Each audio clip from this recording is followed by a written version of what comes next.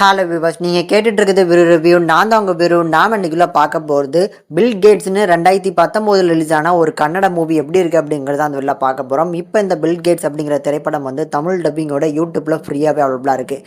இது ஒரு horror comedy genre. எப்படி இருக்குது அப்படிங்கிறத டீட்டெயிலாக பார்க்கலாம். ஃபஸ்ட்டு கதை என்ன அப்படிங்கிறத பார்த்துருவோம்.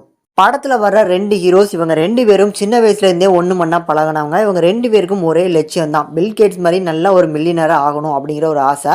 ஸோ இதுக்காக பெங்களூர் கிளம்பி வராங்க. அங்கே வந்து ஒரு ஐடி ஆஃபீஸில் வந்து ஒரு வேலையும் கிடைக்குது. ஆனால் அந்த வேலையை தக்காத்து வச்சுக்கணும் அப்படின்னா இவங்க 6 மாசத்துல நல்ல ஃப்ளூவெண்ட்டாக வந்து பார்த்தீங்கன்னா இங்கிலீஷ் பேசணும். கூடுதலாக இந்த 6 மாதத்துக்குள்ளே இந்த சாஃப்ட் ஸ்கில்ஸ் அப்படின்னு சொல்லப்படுறதையும் நல்லா கற்றுக்கணும் அப்படிங்கிறது தான் இவங்களுக்கு கொடுக்கப்பட்ட ஒரு விஷயம்.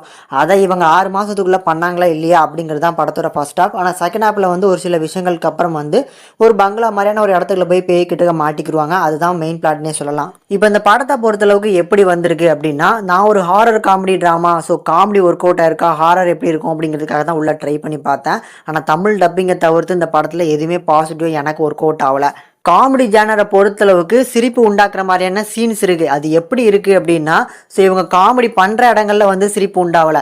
அந்த வந்து பேய் பிடிச்சிருச்சுன்னு சொல்லி இவங்க பர்ஃபார்ம் பண்ணுறாங்க பாருங்கள் அந்த சீனில் ஒவ்வொருத்தரோட பர்ஃபார்மன்ஸ் எனக்கு கண்டிப்பாக சிரிப்பு உண்டாக்குச்சு. அதே மாதிரி படத்தோட எண்டிங்கில் கொஞ்சம் எமோஷ்னலாக கனெக்ட் பண்ணுற மாதிரி சில விஷயங்கள் ட்ரை பண்ணியிருந்தாங்க. ஆனால் அது எமோஷன் போர்ஷன் சுத்தமாக ஒர்க் அவுட் ஆகலை. ஒரு பேய் வந்து எனக்கு என்ன நடந்துச்சு அப்படிங்கிறத சொல்லும், என்னோட சாவுக்கு நீ தான் காரணம் அப்படிங்கிறத சொல்லிட்டு ஒரு ஃப்ளாஷ்பேக் ஓடும். அந்த ஃப்ளாஷ்பேக் போர்ஷனில் ஒரு ஆக்சிடென்ட்க்கு அப்புறம் யாருமே வந்து பார்த்தீங்கன்னா செல்ஃபோன் எடுத்து வீடியோ எடுக்கிற மாதிரி ஒரு எமோஷ்னலாக ஒரு விஷயம் ட்ரை பண்ணணும்னு நினச்சி பண்ணியிருக்காங்க.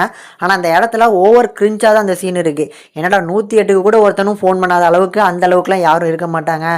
ஸோ இது பார்க்கறதுக்கு ரொம்ப ட்ராமாட்டிக்காக எடுக்கணும்னு நினச்சி எடுத்த மாதிரி தான் அந்த காட்சி அமைப்புகள் பார்க்கறதுக்கு எனக்கு ஃபீல் ஆச்சு. அதை தாண்டி அந்த பொண்ணு ஹைவேல நடு ரோட்டில் நின்றுட்டுருப்பா. அப்படி இருக்கும்போது ஒரு கார் வந்து ஏற்றுச்சு அப்படின்னா, ஸோ அவங்க மேலேயும் தப்பு இருக்குது. அண்ட் ஆல்சோ வந்து பார்த்திங்கன்னா இவங்க நடு ரோட்டில் அப்படி நின்றதும் தப்பு இருக்குது.